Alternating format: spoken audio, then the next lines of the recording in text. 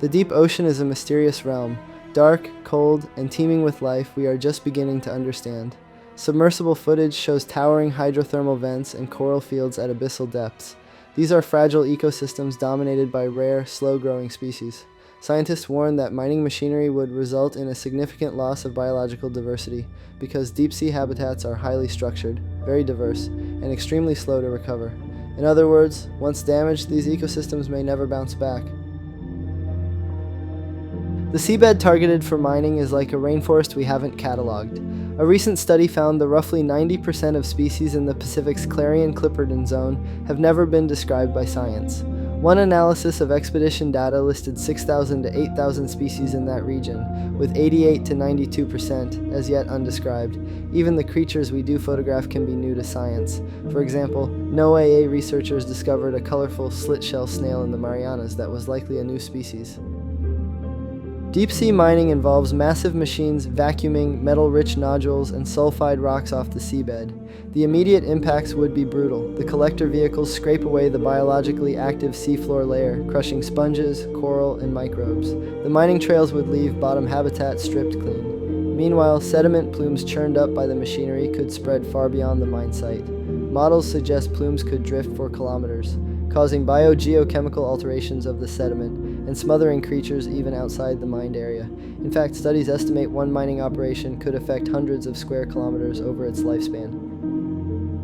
Unlike forests or coastal areas where things can start to grow back in a few years, the deep sea takes forever to recover.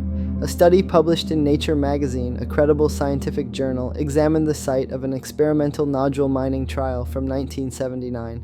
44 years after that test, large parts of the seafloor were still altered. The authors found that, quote, mining impacts in the abyssal ocean will be persistent over at least decade time frames and communities will remain altered. Some tough species, like worms, sponges, and these weird single-celled creatures, had started to return, but the overall variety and number of animals were still way lower than in areas that were never touched.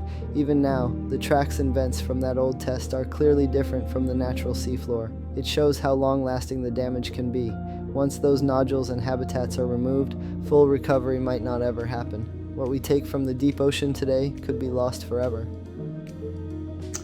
Beneath miles of crushing ocean lies a world we barely understand. What looks like lifeless gravel on the seafloor, these so-called nodules, are actually ancient metal-rich ecosystems, supporting creatures that don't exist anywhere else on Earth.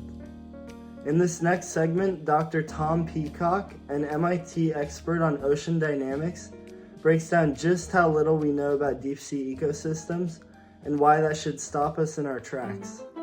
Is something else that I know about these nodules, and that is that there is life in, on, and around the nodules. So despite the inhospitability of the deep ocean, how dark, how cold, how much pressure there is down there, life exists and has evolved. The movie you're seeing now is showing some examples of the so-called macrofauna and megafauna that are found in the deep nodule fields of the Clarion-Clipperton fracture zone. Now, the density of life in the nodule fields is very, very low in comparison to land-based resources and land-based ecosystems, save, for example, something like a Sahara Desert type environment. And a great deal of the life that exists is not necessarily in the form of the macrofauna and the megafauna that you see here, but in terms of benthic bacteria that live in the sediment and in the nodules. The latest science has come out right as global opposition to deep-sea mining is gaining serious momentum. In 2023 and 2024, dozens of countries and several major companies called for a ban on mining. By mid-2024, over 25 nations, led by Palau, Fiji, and others, formally urged the International Seabed Authority to pause all exploitation plans until the full environmental impacts are clear. Big names like Samsung and Volvo publicly pledged not to buy minerals from seabed sources.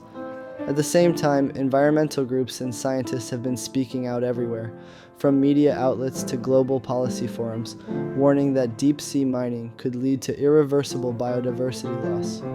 It all drives home one core message: we can't afford to gamble with the health of our oceans. We have the science, we have the footage and data showing us just how extraordinary and vulnerable deep-sea life is. Every minute matters. Mining technology exists now to uproot what nature took millions of years to build. This is not a hypothetical future.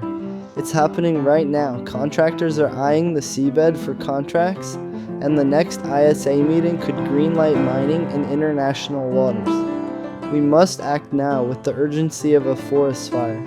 Otherwise, the moment we pull the first nodule collector from the abyss, it may be too late to save those lost ecosystems. The deep ocean deserves better than to be plundered in the dark. Resist the rush. Fight for science and for the countless species on the seafloor that can't speak for themselves.